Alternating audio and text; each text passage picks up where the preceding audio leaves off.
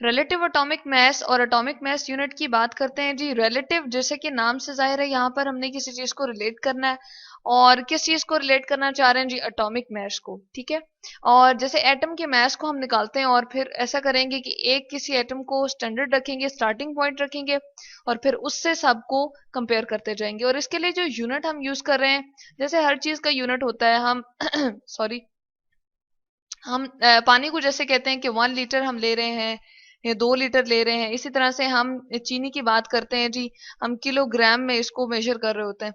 तो मास का जो हम यूनिट लेंगे उसके लिए हम क्या यूज करते हैं जी, एटॉमिक मास यूनिट, यानी कि इसकी अब्रिविएशन हम यूज कर लेते हैं एम यू। तो जो भी हमारे पास ग्राम में मैस, सॉरी, हम जो भी मैस लेंगे उसके लिए हम लिखते हैं जी ए एम यू। ये 12 AMU है, ये 1 AMU है। अब एक इस तरह से होता है कि हम कहते हैं कि एटम का जो मैक्सिमम मैस है वो किस पे कंसिस्ट कर रहा होता है, वो किस पे मुश्तमिल होता है जी। एक तो शेल में उसके इलेक्ट्रॉन होता है, और न्यूक्लियस में जितने उसके प्रोटॉन और जितने भी न्यूट्रॉन होते हैं, यानी कि कोई भी एटम हम ले लें तो हम कहते हैं कि उसका मास जो है वो किस में लाई कर रहा होता है जी, उसके न्यूक्लियस में, जिसमें प्रोटॉन और न्यूट्रॉन होते हैं। अब एटम इतना बड़ा तो होता नहीं है कि हम उसको देख सकें या किसी पैन में डाल के, तराजू में डाल के उसका मास मेजर कर सकें। तो एक इंस्ट्रूमेंट बनाया गया जिसके अंदर हम उसको डालते थे, यानी कि एलिमेंट का मिक्सचर जो होता था, बहुत ज्यादा सोर्स जो होता था, उसको डालते थे और उसका मास मेजर करते थे। वो इंस्ट्रूमेंट हम देख लेते हैं जी। जी, तो ये है हमारे पास इंस्ट्रूमेंट जिसका नाम क्या है, मैस स्पेक्ट्रोमीटर, ठीक है। मैस को इसके अंदर हम मेजर करते हैं। यहाँ पर एक स्क्वायर सा आपको बॉक्स नजर आ रहा है, ये ट्यूब है, और यहाँ पर भी एक ट्यूब है, मैग्नेट इसके साथ अटैच है, और यहाँ पर एक डिटेक्टर है जी जो मैस को डिटेक्ट करके बताएगा।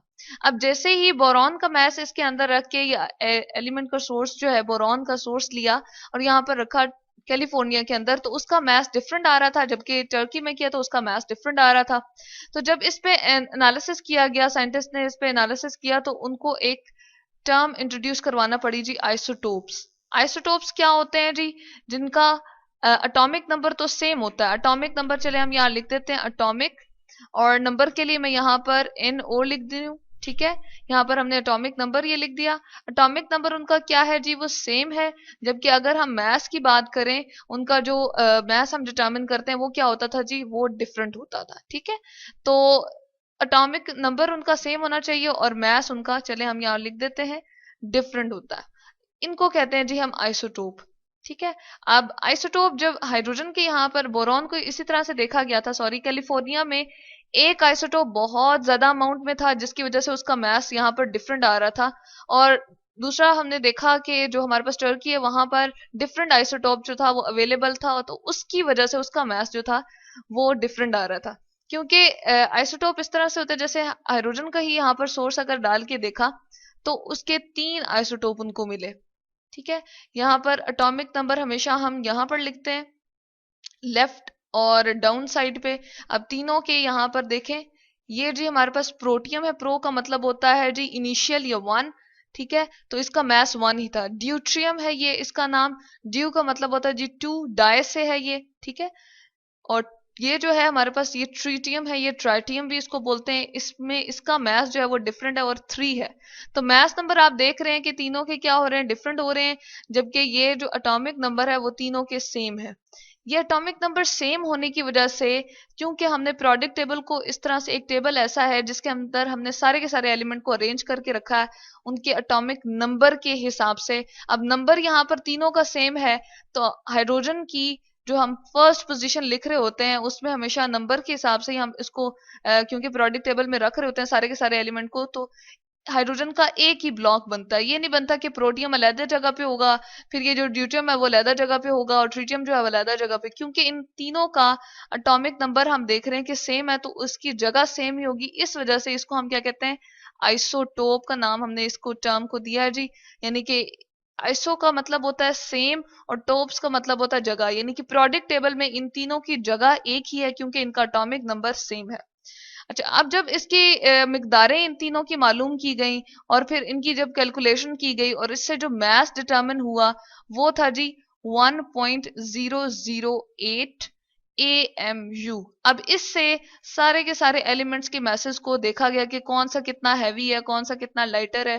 ठीक है, तो क्या हुआ कि डिटर्मिनेशन हम करना शुरू हो गए मास की। लेकिन क्योंकि ये पॉइंट्स में, फ्रैक्शन में है और ये गैस की फॉर्म में होता है हाइड्रोजन, इतनी आसानी से हम इसको अटेन करके नहीं रख सकते। तो एक और एलिमेंट लिया गया कार्बन, जिसका सोर्स हमने यहाँ पर डाला। ठीक है, और उसका ये डिटर्मिनेशन की गई कि उसके भी 3 आइसोटोप थे जी। एक कार्बन 12 होता है, एक कार्बन 13 होता है और एक 14। तो यहाँ हम 12 मैस के हिसाब से हमेशा लिखते हैं ऊपर, और ये हमारे पास 3 आइसोटोप आ गए, जबकि एटॉमिक नंबर तीनों का सेम होता है 6, 6 और 6। ठीक है, तो ये जो 12 वाला हमारे पास आइसोटोप था, इसकी जी परसेंटेज इन दोनों, बाकी दोनों से बहुत ज्यादा थी, और ये थी 98%। ठीक है, और इसकी जो थी वो 1% थी, और इसकी पॉइंट समथिंग थी।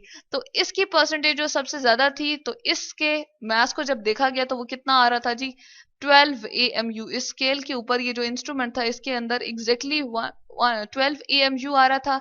फिर इस AMU के क्या किए जी, पार्ट्स किए हमने। ठीक है, इस 12 वाले के जो मैथ्स हमारे पास आया है, इसके हमने क्या किए, 12 इक्वल पार्ट्स कर दिए, और फिर इसके एक पार्ट को हमने क्या कह दिया जी, ये इक्वल है 1 AMU के। और इस 1 AMU से बाकी सारे के सारे एलिमेंट्स के मैसेज को कंपेयर करना शुरू किया, और फिर देखा कि कौन इससे कितना हैवियर है। जैसे ऑक्सीजन को जब कंपेयर किया तो पता चला कि वो इससे जो है वो 16 टाइम्स हैवियर है। तो उसके लिए फिर क्या मैस इस्तेमाल किया गया, 16 AMU। ठीक है, इसी तरह से सल्फर का जब किया गया, या चले हम नाइट्रोजन का कर लेते हैं। यहाँ पर नाइट्रोजन का जब डिटर्मिन किया गया तो वो आ रहा था जी 14 AMU। ठीक है, तो यहां से पता चल गया कि कौन हमारे पास कितना हैवी है। ये स्टार्टिंग पॉइंट इसी तरह से इनिशियली 1 AMU इसी तरह से लिया, जिस तरह हम कोई स्केल लेते हैं, हमारे पास छोटा स्केल होता है ज्योमेट्री बॉक्स में, तो हम कहते हैं कि यहाँ से हमने चलना स्टार्ट किया था